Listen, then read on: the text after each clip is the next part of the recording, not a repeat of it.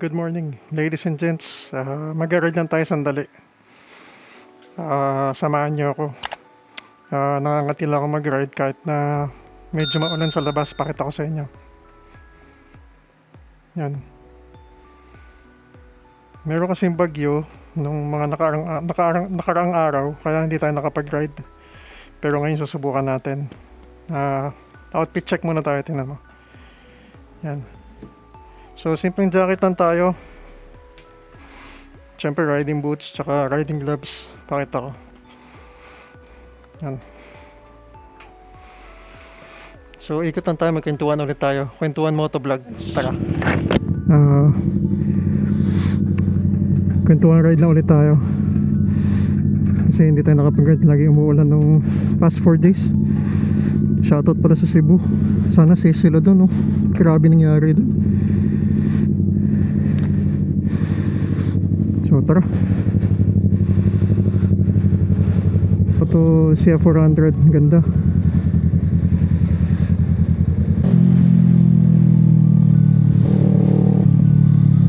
So magkakantuan lang tayo, bakit ba ang sarap mag-ride, tsaka bakit ako nag-ride. Mahirap i-explain eh, kasi lahat naman siguro tayo mga riders nagsimula sa bike. Which is yun naman talaga yung una kong yun naman yung una kong hilig. Bike talaga. Sobrang arte ko mag-bike. Siguro gawa na rin ng ng midlife crisis. Kaya kasi nung mga hindi ko nagawa nung kabataan ko, gusto kong gawin in my lifetime. Syempre ngayon na naman tayo nagkaroon ng magandang bike, tsaka ng oras para mag-ride. So yun, doon ako nagsimula. Bike lang talaga. Mostly hindi naman ako nag-road bike ako, nag-try ako mag-road bike. Pero hindi ko nagustuhan eh. Parang na-bored ako kasi karsada. Binenta ko din yung road bike. Sabi ko hindi ko gusto. Gusto ko naman ng off-road. May simbahan tayo. Muna tayo. Thank you Lord, protect me Lord on this ride. Protect also my colleagues, my fellow riders, fellow drivers. Thank you. So yun, doon nagsimula. Tapos ang hilig ko talaga trail. Yan talagang gusto ko, trail ride sa bike. Yan talaga numero uno kong kinaadikan. Tapos sabi ko, nakakita ako ng sports bike. Actually ang choice ko talaga noon bago ako bumili ng motor is tatlo. XSR 900, eto C650 at saka ZX6R. Sabi ko sa sarili ko, baka hindi ko magustuhan yung pagmamotor. Nagmamotor naman ako dati kasi sa province lang. Mostly pag pumapasok ako ng work, it's either bike o kaya sasakyan. Kasi mas comfort hindi ka nababasa. Yun ang tingin ko dati. Kaya hindi ako nagmamotor papasok. Kasi from Fairview to Ortigas, minsan na-assign pa ako ng Makati. Hindi yung trabaho ko dati.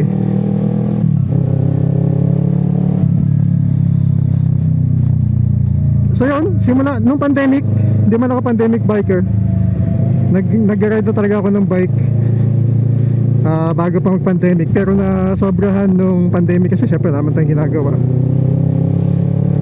So yun, enjoy ako mag-ride. Tapos nakita ko itong mga trails. Una, dalawa lang kami, shoutout John. Hindi ko na alam kung ano nangyari kay John eh. Nawala na sa bike scene yun eh. Yun yung lagi ko kasama, mag-ride.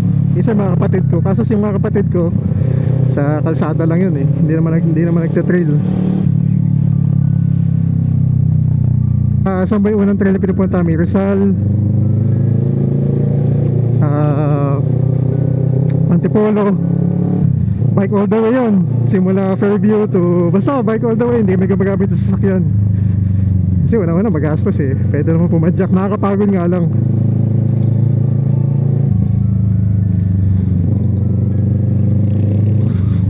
Lalo na pag wala ka sa kondisyon. Kunwari 1 week ka na tigil mag-ride, mag-bike.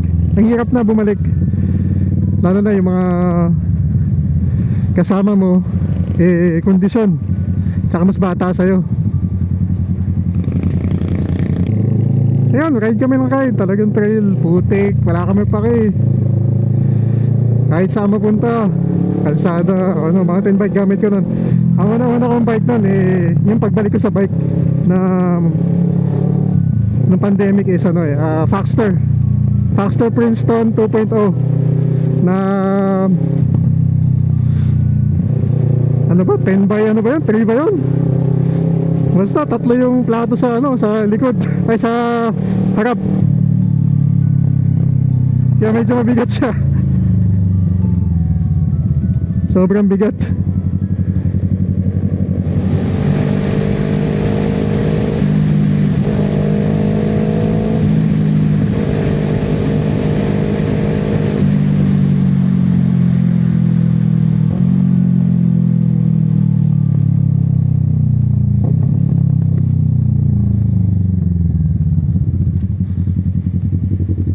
Meron pa nga akong dream ride yung pupunta ko kayong Pampanga Pinapanood ko kay ano, kay Cycling Chef, shoutout Cycling Chef. Yung Arayat Loop. Taga ko taga na lang pinaplano nun ni na ano, ni Toto, ni na Kuya Mong, Uncle Rides. Pero magdadala kami ng sasakyan doon. Hindi kami padjak all the way, nakakapagod. Hindi kami mag-i-enjoy, kailangan talaga may sasakyan ka, may pick up yung dala. So yan, medyo naputol no, kasi medyo traffic, so sorry doon. So yan, trail kami every weekend ng pandemic, lagi kami nag-ride. Kahit saan mapunta, basta enjoy lang, kahit saan. Wala kami arte, kung maputi ka, maputikan. Kung masaraan, masaraan. Yun yung ano namin yung outlet namin noon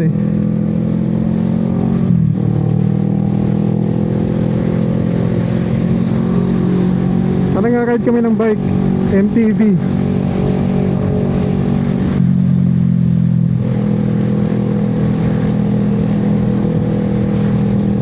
Ang dami namin adventures ng Merida at saka ni Faxter. Yung kay Faxter doon ako medyo lumakas magbike Dati di man ako gano'ng malakas, lalo na sa ahon. Hindi ka masasabing malakas ako, ladies and gents pero may fitness naman tayo. Kasi nga napanood ko dati, nakalimutan ko kung sino nag-advise nun. Para ma-enjoy mo ang pagbabike, kailangan meron kang sapat na fitness level. Kung hindi, lagi yung nagsasuffer. Nagsasuffer ka naman kahit na fit ka, pero at least nakakaya mo, di ba? Nakakasabay ka. Hindi ka laging pagod, hindi ka palaging hapo. So yun. Tapos hindi ko alam kung saan ako nag long ride nun Nakalimutan ko, papunta yata akong ano nun, Baraswain. Sabi ko, ang ganda ng motor na yun big bike, kasi syempre Baraswain, ang daan mo nun is MacArthur. Sabi ko, gusto ko magkaroon yan. Pero syempre natatakot ako kasi gusto ko agad noon. Syempre mayabang ka parang kaya mo lang, syempre nagbabike ka, kala mo iba kasi talaga, ladies and gents, yung bike, pag-control ng bike sa pag-control ng motor. Well, merong similarities, pero the way you handle the bike, kasi mas mabigat, is kakaiba din. Hindi siya basta-bastang kagaya ng bike na madali mo lang hambalos o kung saan ka man. Basta iba yung pag-handle niya. More on more on counter steer pagka nagmamotor ka. Kasi mabigat siya, may makina. Yun, taga din ako nagkaroon ng big bike. Actually, pangarap ko lang noon nung early 2010. Ewan ko, may rider na noon, Raider, Suzuki Raider. Sabi ko, gusto ko yun aangas Pero sabi ko, ayoko, gusto ko na ng medyo malaking bike. So ang unang pinagpilian ko is syempre 400cc muna. Yung muna talaga 400cc. Sabi ko, hindi, mabibitin ako dyan kasi medyo matangkad tayo, nasa 5'10 tayo ng average male height ng Pinoy naman. So kaya natin yung medyo matataas na motor. Tsaka naman tayo well built naman tayo, kaya mabubuhat naman natin yan.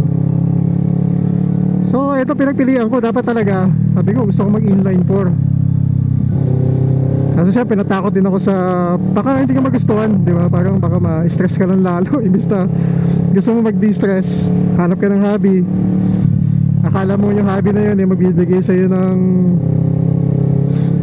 relaxation. Hindi, yun ang akala ko. So ito nakita ko. Shoutout sa Kawasaki Crib Libis. Sina Sir Elmer, yun yung nag-assist. Mababait yung doon, Kawasaki Crib. Kinuha na natin, sobrang excited ko.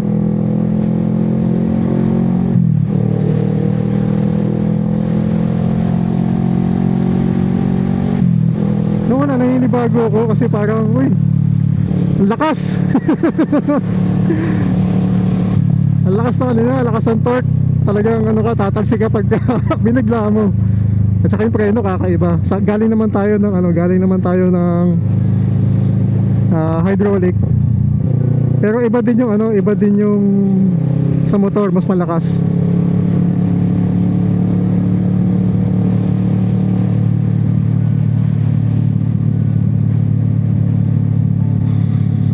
So at first, medyo nainis ako kasi hindi ko makontrol na masyado yung bike. So inibago ako. So unang practice ako na malayo, malaki agad. Pupunta ako doon Friday, Saturday, basta doon ako nagpa-practice hanggang sa magamay ko yung motor. Which is mali, huwag niyong gagayahin yun. Dapat muna kayo sa malapit. Wala namang problema sa pagpapaandar ng motor, ladies and gents. Ang problema yung pagpapatigil. Dapat yung talaga matutunan mo paano mag-engine brake, paano mag-brake ng tama.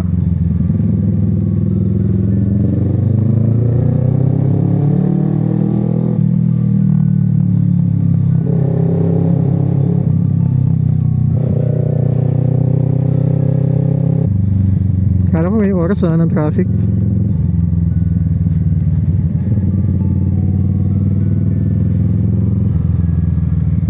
So yun, nag-enjoy ako. Tsaka you develop closeness to your bike or to your motorcycle. Na nakaka-addict talaga siya, nakakawala talaga siya ng stress.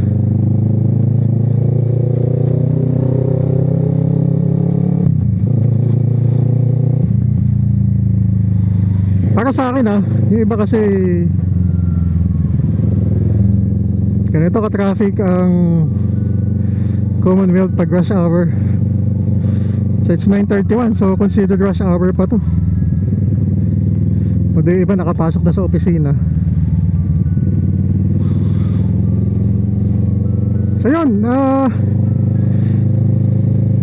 in reality naman talaga gusto ko talaga magkaroon ng group. Kaso sa schedule natin hindi tayo makasama na maayos kasi mostly panggabi tayo. So hindi din. Tsaka may sinusundan kayong oras nun para ba kayong lagi may nahabol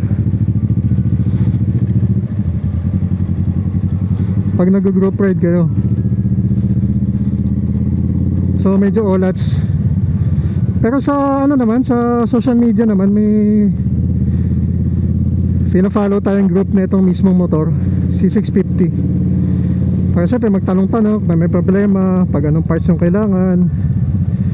Meron kasing sa motorcycle kasi para sa akin is constant learning Hindi pwedeng sinabi mo magaling ka na mag-ride, yun na yun. Regarding naman sa vlogging, sabi ko sayang naman kung hindi ko i-vlog to mga adventures na to. Minsan ka lang naman maging malakas, minsan mo lang mapupuntahan yung mga yan gamit yung bike. Sabi ko sige mag-vlog ako, isi-share ko na lang sa Facebook. Pangit pa ng natin doon hanggang ngayon naman di naman talaga ako magaling mag-edit. Konting konting color grading lang, konting music, yun na yun. Hindi man ako masyadong maarte sa editing, basta lang ma-upload natin, yun na yung edit natin sa channel. So pagpasensya nyo na pag medyo hindi maganda yung edit natin yun lang talaga kaya ko sa pag-i-edit. So yun, nag-enjoy ako mag-edit. Mahirap kasi pagod ka. Ang ginagawa kong diskarte pagdating ko sa bahay galing ng ride, sa bike syempre laspag ka. tatransfer ko na lahat ng files sa computer sa laptop. Tapos pag nagising ako after ng pahinga, pag walang ginagawa, pag walang pasok, doon ako magsisimula mag-edit. So sa mga magtatanong pala, ang gamit kong pang edit is Sony Vegas. Bigyan mo Sony Vegas, tagal-tagal na. Sony Vegas Pro 19 yung gamit kong pang edit. So yun, kung titignan yung mga pinupunta namin, Mount Balagbag, Timberland, halos lahat karamihan sa Rizal.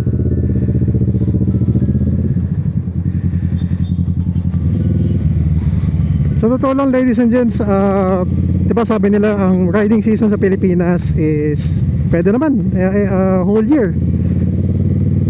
Kung sanay ka mabasa, pwede ka mag-ride. Pero para sa akin, ang totoong riding season, ito, Amihan season. Sarap mag-ride. Punta ng Baguio, punta ng Tagaytay, sa mga malalamig na lugar, kahit na Tanay, Marilaki, pwede.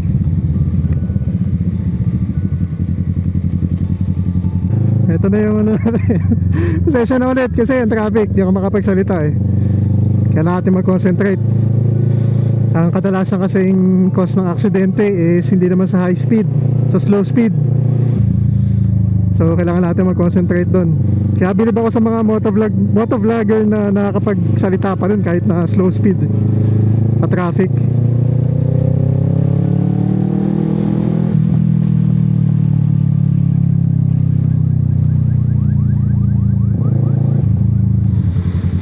Yan, inayos lang natin para may front view naman tayo. Wala pa kasi tayong budget for for Osmo 360. Tsaka nga pala may announcement yung DJI kagabi. Nakita ko ng kagabi na lalabas na yung Osmo Action 6 nila. Kaya excited ako dun. Parang adjustable yung aperture eh. Variable aperture yata. Kaya mukhang maganda. So yun na nga, doon ako nahilig sa pagmamotor at pagbabike. Tsaka gusto ko i-share sa inyo nga yung experiences ko as a cyclist and as a rider. So kung hindi ka pa nakasubscribe, please subscribe, no? Para mapaabot naman natin ng, tulungan nyo ako mapaabot ng 1,000 subscribers yung channel natin. Medyo matagal na rin yung channel natin eh, hindi pa tayo maabot ng 1,000 subs. So sa ibang tao siguro panghihina na ng loob, pero nag-enjoy kasi ako sa ginagawa ko eh. Pero syempre maganda din naman yung makikita tayo ng konti para matuloy-tuloy natin yung yung content, paggawa ng content. So sana matulungan niyo ako.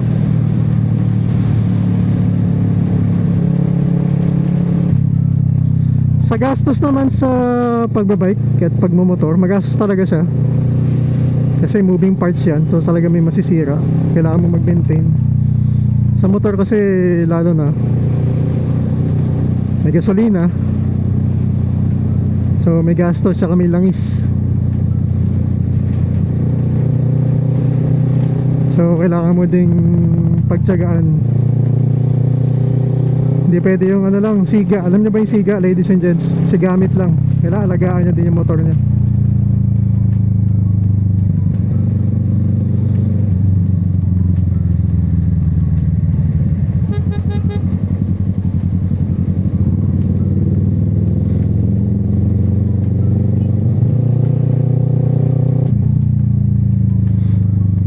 Tuloy nyo lang, huwag kayo panghinaan ng loob. Yun lang, tsaka salamat sa lahat ng sumusuporta, sa lahat ng nanonood, sa lahat ng nagtatanong. Kung alam ko yung sagot, sasagutin ko naman lahat yan. Walang problema sa akin. Hindi ako yung tao nagdudungan-dunungan. Pag hindi ko alam, sabihin ko, hindi ko alam eh. Hindi ko alam yung sagot.